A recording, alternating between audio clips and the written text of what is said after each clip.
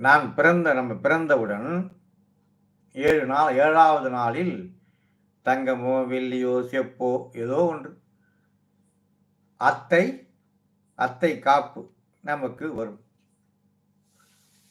பிறந்து எடுப்பவள் நம்முடைய பெண். நம் உடம்பிலே தங்கமோ, செப்போ, பித்தளையோ போடுவது பெண், அத்தை.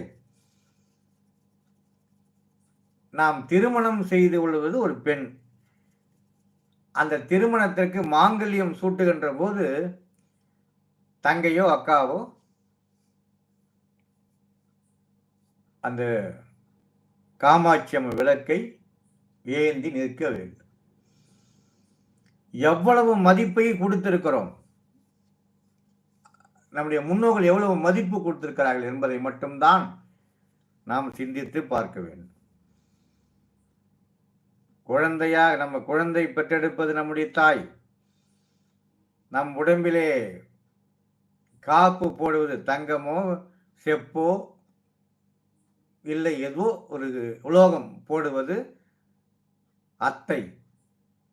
நாம் திருமணம் செய்து கொள்வது ஒரு பெண், ஒரு உறவினர் பெண். ஆனால் அந்த திருமணத்திற்கு மாங்கல்யம் சூட்டுகின்ற போது காமாட்சி அம்மன் விளக்கை ஏந்துபவள் ஒரு தங்கையோ அக்காவோ. ஆகவே நம்முடைய வாழ்க்கை தொடக்கத்திலிருந்து எல்லாவற்றுக்கும் நம்முடைய சகோதரிகள், அத்தை, இப்படி எல்லாம் நமக்கு பெண்கள் எவ்வளவு உதவி இருக்கிறார்கள் என்பதை மட்டும் புரிந்து கொள்ள வேண்டும். தமிழ் அந்த மகளிருக்கு எவ்வளவு மரியாதை கொடுத்திருக்கிறது என்று பார்க்கின்ற போது கூட இன்னும் மகிழ்ச்சியாக இருக்கிறது. அம்மா என்ற ஒரு சொல்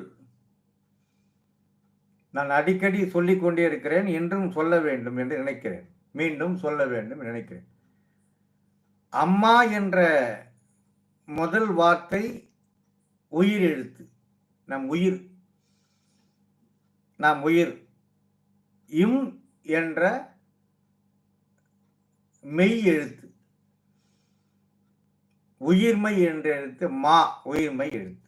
உயிர் எழுத்து, மெய் எழுத்து, உயிர்மை எழுத்து. இந்த உயிரை இம், இக்கு, இங்கி வருதில்ல, இக்கு இங்கு, அதை கூட்டினால் 10வது எழுத்து இம். அம்மா என்று எழுதுகிறோமே, அம்மா ஆ, அந்த உயிர் அம்மா வயிற்றிலே செல்கிறது.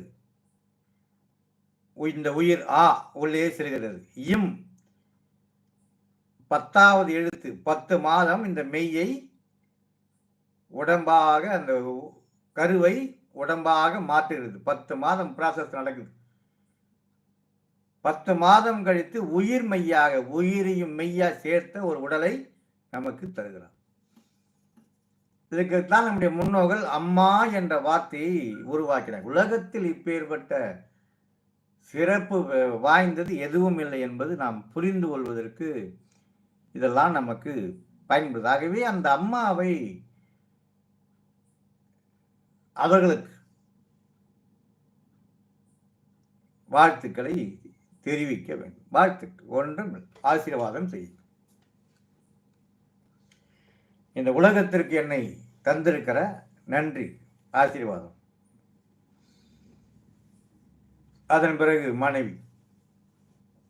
மனைவி அமைவதெல்லாம் இறைவன் கொடுத்தவர். மனைவி அமைவதெல்லாம் இறைவன் கொடுத்த வரம்.